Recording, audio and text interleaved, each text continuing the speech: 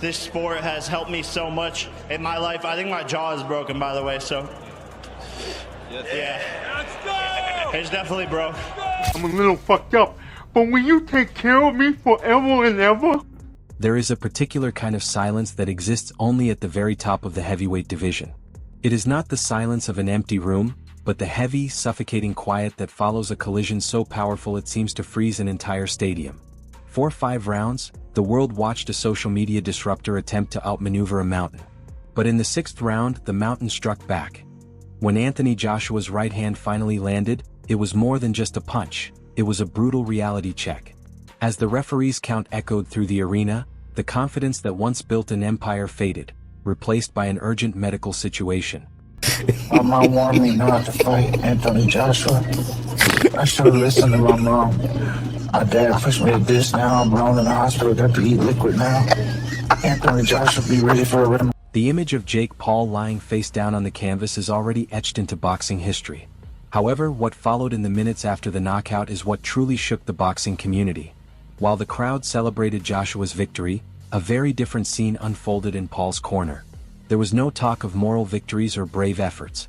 Instead, trainers were urgently checking his condition as medical staff stepped in with visible concern. In a matter of moments, the event shifted from global entertainment to a serious medical emergency. Joshua stood in the center of the ring, a reminder that while boxing may be business for some, it remains a dangerous sport at its core. Congratulations on your wins tonight in Miami. So How are you feeling right now? Calm, chilled, good to get the win, but there's a lot I could have done better. So a bit of mixed emotion. Like what? Could have done a lot better, cut the ring off, maybe done what I done in the 6th, in the 3rd, in the 2nd, even in the 1st. But a win's a win, and that's why we're here talking now. You talked about having the weight of the boxing world on your shoulders and like the purists, right? Yeah. And how do you deal with that type of pressure when the media is so fickle? 1 minute they love you, 1 minute they hate you. Do you feel that even though you won tonight, they're still not going to be pleased? So with the media, how I operate the media is you got negative and you got positive. So I do honestly focus on the positive. I don't really focus on the negative. And secondly, I just understand that while I'm in the hot seat, so let's say there's a seat, and right now I'm elevated to that hot seat, I gotta take all the shit that comes with being in that hot seat, and then once I move on from that hot seat, no one's gonna care about me anyway. I just gotta. That's not true. It's true, it's how it goes. It's how it goes, so I know how it works. I understand the cycle. I'm currently in that motion. I'm dealing with some shit at the minute, but it won't last forever. Have some tough skin, and then in a couple of years, I'll be sitting back watching someone else deal with that shit. Thank you, Come on, guys. Chan, have some tough skin, you'll be alright. Well, thank you so much Good for your to time. see you, Michelle. Great to see you too. Fight fans, God bless. Inside the locker room, the atmosphere changed from shock to genuine fear. Rumors began spreading almost immediately, talk of severe injuries and emergency hospital transport. Joshua, known for his respectful attitude, was honest in his post-fight comments. He stated that while he respects anyone who steps into the ring, his instinct is always to finish the fight decisively. He didn't just win a bout. He completely overpowered his opponent. That intensity was not symbolic. It resulted in Paul being taken to the hospital before the post-fight press conference had even begun. Yeah, we think he broke his jaw. He's fine. We met with Netflix afterwards. He took a shower. He drove himself to the hospital. A broken jaw is very common in sports, particularly in boxing or MMA, and I think the recovery time from the doctors and surgeons we've already talked to is 4 to 6 weeks. The full extent of the damage became clear hours later. Medical scans revealed a serious jaw injury, far beyond a minor fracture. When the images surfaced online, they sparked widespread reaction. It became clear that this was no longer entertainment, it was the real cost of attempting to bridge the gap between influencer boxing and elite heavyweight competition. Despite Paul's public claims about returning quickly, medical experts suggested a long and difficult recovery process lay ahead. According to Jake Paul, he stated he had to do surgeries. He broke his jaw on 2 different locations on both sides. He lost many teeth that he has to replace, or he replaced already. And after that, Jake called out Canelo. But he need to focus on Gervonta for real, because Canelo gonna do him dirty. With that being said, Jake said, quote, "Just got out of surgery. everything went smooth. Thanks for all the love. A lot of pain and stiffness.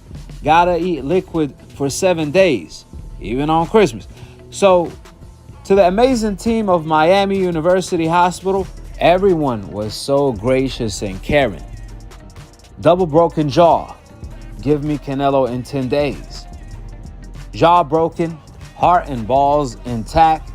Time to rest, recover, return to cruiserweight. Okay, now that's a smart thing to do because he did fight a super heavyweight in AJ.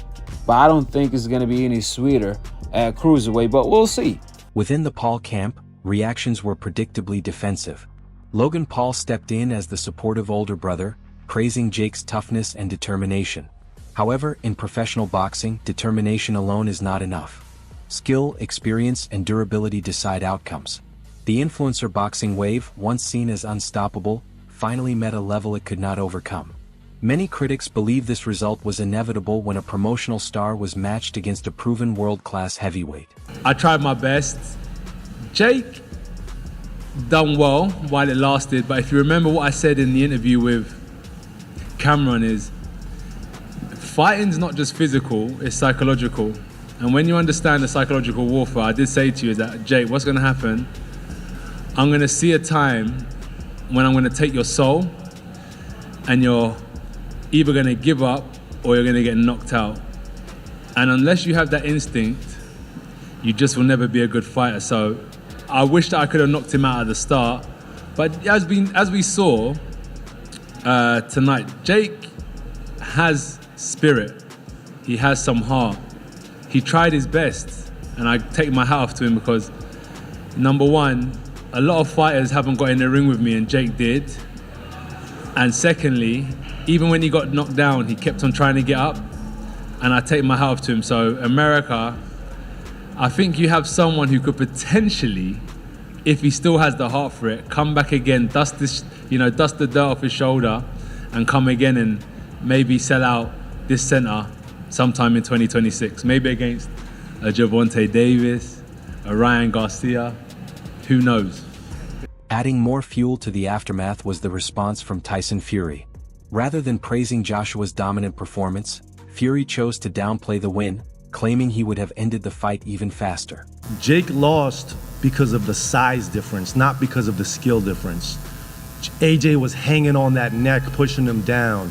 And when you have someone that heavy constantly doing that, it does suck the energy out of you. AJ talked about sucking out or taking out the man's soul. He didn't take out his soul. He did take out his energy, and that's when he was able to get the finish. And just a quick follow-up. Obviously, we don't want to look too far into the future. I know you said Jake wants a break. He's going through some, he's coming off a tough fight. But, I mean, like, it seems written on the wall that that would be an obvious fight to, look forward to in the future. Could you see Jake versus Francis Ngannou? The whole situation with Francis was very confusing to me. And he's done a couple of interviews, back and forth on terms of how he thought about our conversation. I think Francis is a revolutionary when it comes to fight sports. He stood up against the UFC, showed what kind of man he is, and this process was just, again, a little bit confusing for me given who I know who he is as a human being. It was a familiar move in heavyweight mind games, but it revealed an interesting truth. Even in defeat, Jake Paul's presence accelerated discussions of a potential Joshua-Fury showdown. Though sidelined in a hospital room, Paul once again became a catalyst for major movement in the sport. I am him, the man. I ain't a YouTuber or a man half your size. 37-year-old at the end of his career, fighting a YouTuber, a Disney Channel guy, who Tommy B, and now he's talking about killing and all that to try and sell. Please, barking up the wrong tree, idiot. You're a classless loser coming off a 15 months knockout defeat to a local lad. Imagine if someone from Morecambe knocked me out. If I ever come across you, bum, I'm knocking you back out. You big bum, useless tosser. The business of pain has always been profitable, and controversy continues to drive attention. Despite the seriousness of Paul's injuries, talk of a rematch began almost immediately. There is a strange curiosity surrounding how an athlete responds after such a setback. Will Jake return more grounded, or will confidence overpower caution once again? The industry wants a comeback story, but the human body may have different plans. Fury, listen, we'll see you in September. Is it realistic, you think? I mean, it's been like 7 years, right? We'll get it. You'll get it this year. What we witnessed was more than a knockout, it was a reality check. Anthony Joshua proved that at the highest level shortcuts do not exist. Marketing and popularity cannot replace elite skill and experience. Jake Paul showed courage by stepping into the ring, but the cost of that bravery may stay with him for a long time. The question now is not whether he can fight again, but whether he truly should. Jake Paul didn't get in there to win last night, he got in there to survive. And he didn't do a better job of surviving. He sold the fight brilliantly, that's what he is, he's a salesman. And he's a YouTuber, influencer, call him whatever you want. So from that perspective, he did his job, but he never got in there to win.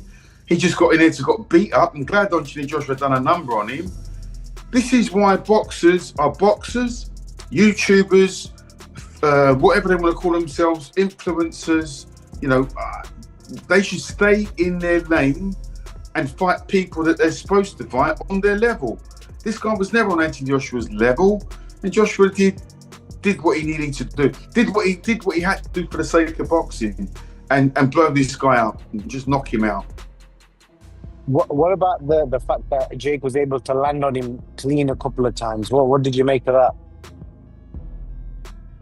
Oh, listen, you can't get into the water without getting hit. Fortunately for Joshua, that guy can't break an egg. So he was never in any danger. You know, he's always going to get hit back. I mean, you know, it was 6 rounds. Anthony Joshua was always going to take at least 1 or 2 shots over that 6-round period, but it was nothing to hurt him, it was nothing to bother him. And like I say, this is all about getting AJ's confidence back. Okay. If Jake Paul fights, if he fights KSI or KFC or whatever his name is, then those two are evenly matched, aren't they? They're evenly matched, and then they could fight, you know, and then because they're evenly matched, they're both YouTubers, aren't they? They should get that on. I'd probably stay up and watch that. You know, that's the most funniest gag you've ever dropped. TV. What did I just watch? All right, Jake Paul versus Anthony Joshua is over. Thank God it's over. What a joke of a fight. I was hoping that I could at least give Jake credibility and saying, you know what, he took this challenge.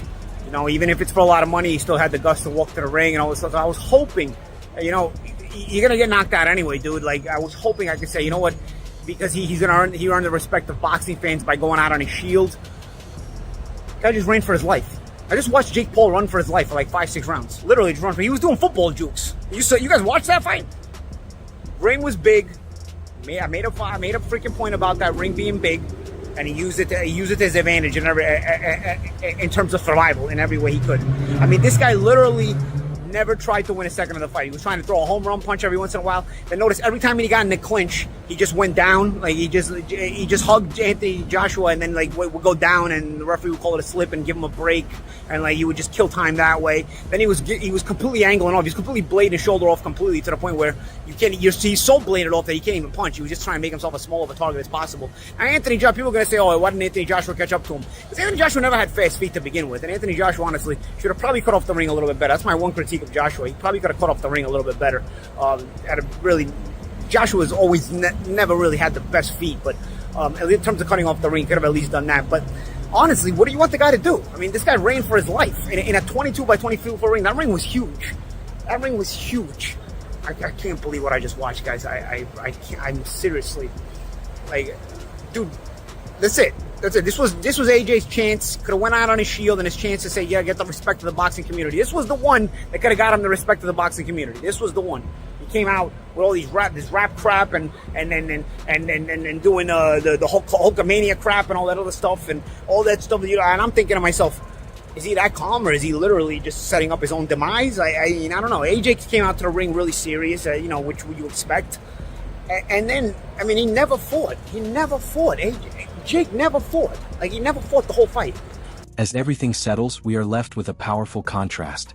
On one side stands a heavyweight star calling out his greatest rival, his reputation stronger than ever. On the other side is a young man facing the consequences of ambition, forced into reflection and recovery. Ambition can drive greatness, but it can also come at a heavy price. Whether this moment is seen as bravery or a warning is up for debate. One thing is certain. This is a challenge that cannot be talked away. That's all for today's video. If you enjoyed it, don't forget to like, subscribe, and turn on notifications so you never miss an update. Share your thoughts in the comments and we'll see you in the next video.